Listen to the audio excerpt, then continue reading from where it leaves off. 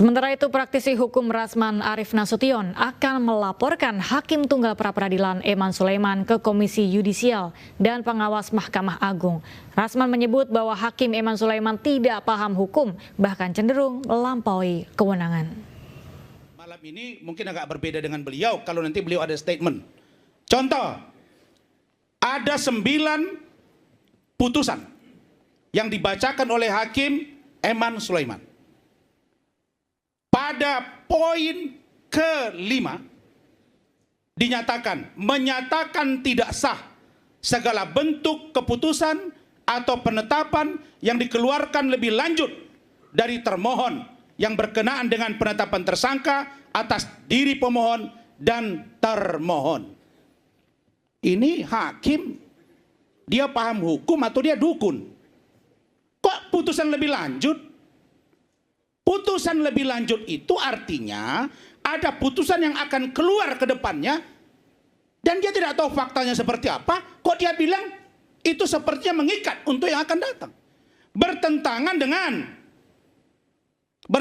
dengan Perma, Peraturan Mahkamah Agung nomor 4 tahun 2016, bab 2 tentang objek dan pemeriksaan pra-peradilan. Judul besarnya adalah larangan pengajuan peninjauan kembali putusan pra-peradilan. Itu dia isi dari Perma nomor 4 2016. Pada bab 2, objek dan pemeriksaan pra-peradilan, pasal 2 ayat 3. Putusan pra-peradilan yang mengabulkan permohonan tentang tidak sahnya penetapan tersangka tidak menggugurkan kewenangan penyidik untuk menetapkan yang bersangkutan sebagai tersangka lagi setelah memenuhi paling sedikit 2 alat bukti yang baru dan sah yang berbeda dengan alat bukti sebelumnya yang berkaitan dengan materi perkara.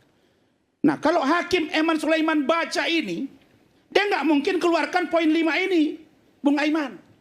Kok dia sepertinya sudah mengikat putusan berikutnya akan berlaku dari putusan dia ini. Ini hakim apa dukun?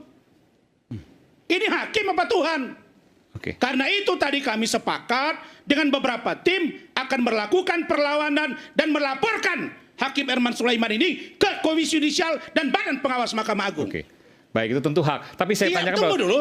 Saya potong dulu sebentar, Bung. Iya. Bung, bahwa pra-peradilan kan tidak bisa dibanding dan lain sebagainya. Artinya keputusan sudah inkrah. Iya, kita apresiasi, kita menghargai putusan hakim.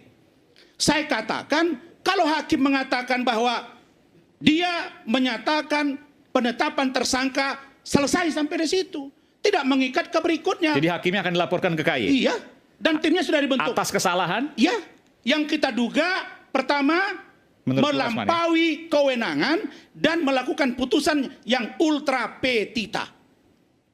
Tidak sesuai dengan apa yang seharusnya dan melampaui kewenangan. Jadi bahasnya tadi bahwa putusan selanjutnya akan sama dengan putusan apa yang diputuskan oleh Hakim Eman Sulaiman. Apapun putusan berikutnya sepertinya mengikat dengan putusan ini. Ini apa-apaan? Kemudian nanti Bu Sor bisa tanggapi ya. Memerintahkan kepada termohon untuk menghentikan penyidikan terhadap perintah penyidikan kepada pemohon. Apa urusannya memerintahkan? Penghentian boleh, tapi untuk bagaimana berikutnya akan jalan, tunggu SP3 dan itu harus ada penetapan dari Kapolda untuk menyatakan bahwa ini SP3. Kalau ditemukan bukti baru oleh penyidik, maka akan bisa tersangka lagi.